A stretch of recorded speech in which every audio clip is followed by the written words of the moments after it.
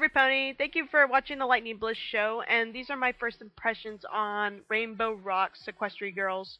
This is unscripted. This is basically my first impressions after watching it yesterday, and I haven't had time to really jot down anything because I had work. But that said, and sorry if there's no puppets here, so I'm just going to display some artwork from my gallery while I basically get my impressions about the movie. So that said, here we go. Well, right off the bat, the villains were quite intriguing. I mean, I heard rumors that they were like ponies originally, and I think I was far from that apparently. I was like, ponies, I guess that's kind of, no, it's not really original. I mean, Sunset Shimmer was originally a unicorn, so I'm like, I loved the fact that they went right back to where we started, and we have Sunset Shimmer, and it's not like every pony forgot who she was and what she did at Canterlot High during the Fall Festival.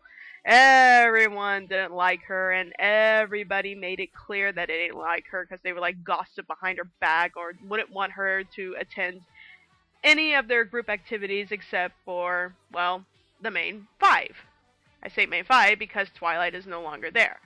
She's back in Ponyville, she's back in Ponyville, and I like that they kept that establishment because I'd be rather angry if they just completely forgot that this was a different dimension and the pony dimension didn't exist anymore, so I was happy about that. I was really worried the show would take a turn like that for some reason, but I guess that was a little naive of me to think.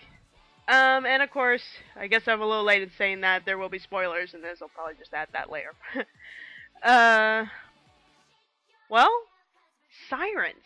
Those are the villains. They are sirens that originally came from Ponyville, and, well, not Ponyville, but Equestria.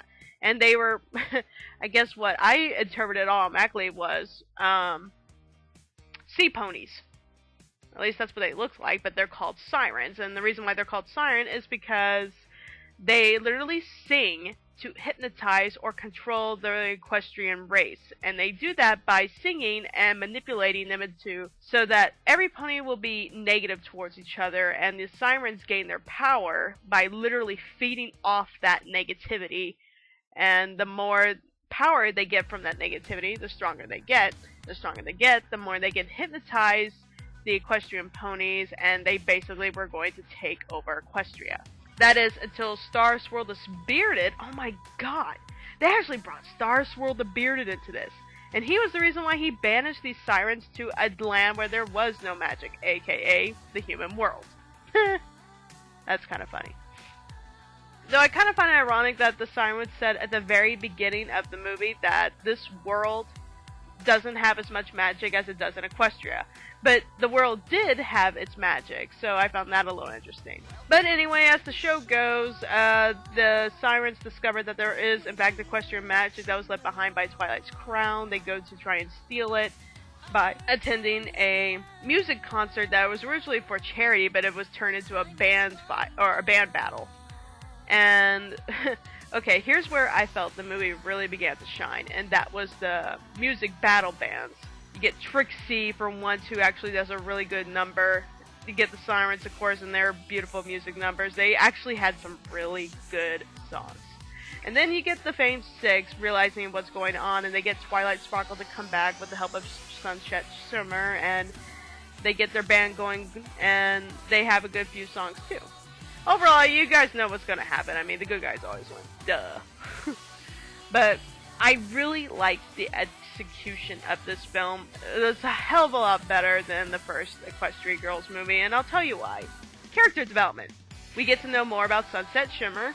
We get to know about how she develops under the fact that she was once a villain. Now she has to adjust to normal life and learn to make friends despite her, as Rarity would call it, boo-boos.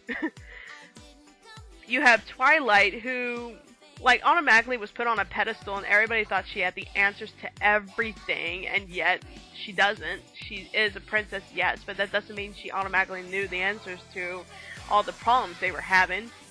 You get the Famed Five, and they all basically live up to their elements. Rainbow Dash is cocky as ever. Pinkie Pie is all about having fun. Applejack is so bluntly honest in this film. It's kind of saddening at times. Fluttershy is constantly ignored, and she's too shy to speak her mind. And of course, Rarity is still into her fashion, and it sometimes feels like it's blinding her. But end of the day, they all work out their differences, and you know, they succeed in defeating the Sirens, more or less. I really loved how that we're not really even focusing on the love interest between Twilight and Flash Sentry. I mean, I know everybody's gonna be like going, "Boo, Flash Sentry, boo, underdeveloped character," and you know what? He still feels a little underdeveloped. I mean, sure, he has that little pet crush on Twilight, but it's not really focused on in this movie, so I was a little happy about that. In fact, they kind of used the opportunity to make Flash Sentry and Twilight have a bicker that resulted in her crying, and I thought, oh, that's actually kind of sad. I mean, I'm glad they did it, but oh, it kind of hurts. The music in this film was top notch, a heck of a lot better than the first one in my opinion. I enjoyed the Sirens music more so than the Rainbow Band, only because maybe it's because they're evil and we love a good villain. I liked how they played off each other. It's like you have the leader of the group, then you have second in command, and you have the idiot. It's like Alpha, Beta, and Omega, and it's just pretty good. I think they kind of rushed at how they got Twilight back into the other dimension, but I guess under the circumstances they had to get her back somehow. So I guess that's the plus side, that they rushed through it, but it was a good rush. Because if we diddle-dallied how we got her back, then that would have taken up probably half the movie now, wouldn't it? So, first impressions are, you know what, it was entertaining. I won't give it a 10 out of 10. I'll give it a good 7.5, maybe an 8. Which is definitely a lot better to the solid 6 I gave to the first movie. Give it a shot if y'all haven't seen it yet. Wait for it to come out on DVD. I actually had never planned on buying Equestria Girls or, Rainbow Rocks, for that matter. I never really even planned on buying the entire My Little Pony season episodes, but I really want to do that. Equestria Girls, Rainbow Rocks is definitely going to be on my list of what I want to get. The music is really what brings this movie together, though. The music is amazing. I would highly recommend downloading the soundtrack. So that's really all I have to say about this. These are my first impressions. I look forward to My Little Pony Season 5. I just hope I can hold out for that long. But this movie definitely helped me in being enthusiastic about Season 5. So that's all I have to say about this, guys. This is Lightning Bliss. Hope you keep an eye out for the rainbows. They will make you smile.